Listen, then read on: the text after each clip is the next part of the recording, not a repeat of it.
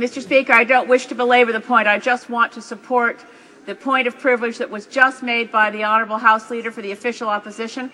I think we should be quite, as I was, shocked by finding that requests from our Parliamentary Budget Officer, whose job it is to advise parliamentarians so that we can do our work, reviewing how the public burst is being dispensed and the impacts of the decisions we make in this place on the full functioning of the apparatus and the architecture of our government. And the fact that the Parliamentary Budget Officer has been unable to obtain information that should be readily available to his office, as it should be to all of us, represents a breach of privilege and indeed a further contempt. Thank you, Mr. Speaker. The Honourable Government House Leader.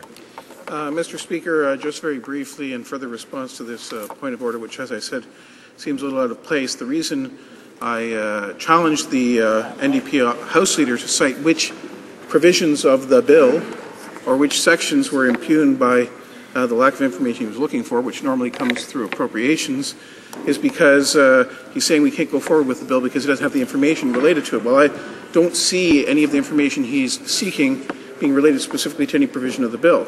As I said, the disclosure of government spending and programs like this is normally done through appropriations bills. That's how it is provided to Parliament, not through legislative structures in a budget implementation bill. I'm sure the House Leader, the NDP House Leader, as he becomes familiar with this process, will come to appreciate that.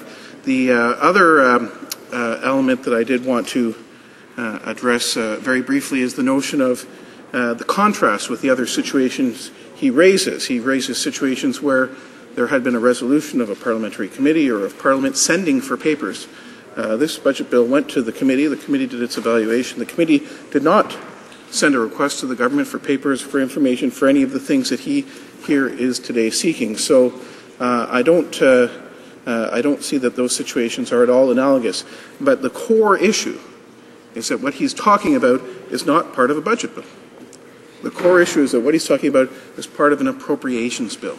It's the information that gets disclosed to Parliament through the appropriations process. Therefore, there's really no merit to the point of order that's raised here. Thank you. The Honourable Member for Malpeque. Mr. Speaker, I just want to add to the discussion, Mr. Speaker. In the last Parliament, the government ended up being charged with contempt for not providing proper information, basically, is the bottom line. This is very similar to that, Mr. Speaker. The government has a record of not providing information to committees, to the Parliamentary Budget Officer, and to this House. And I think that is a very serious issue when we're asked to vote on a bill that covers some 70 pieces of legislation in one omnibus bill, and Parliament, which is representative of Canadians, is not provided with proper information.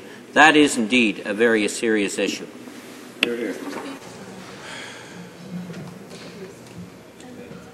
I'll hear the Honourable Member for Sands Gulf Islands very briefly. Will be brief, Mr. Speaker. I haven't had time to fully answer the Government House Leader's point, but I would refer to him Section 578 of Bill C-38, for which we have not had any effort to assess the impacts which will be severe on Canada's economy and environment. Again, I refer you, Mr. Speaker, to Clause 578 within Bill C-38.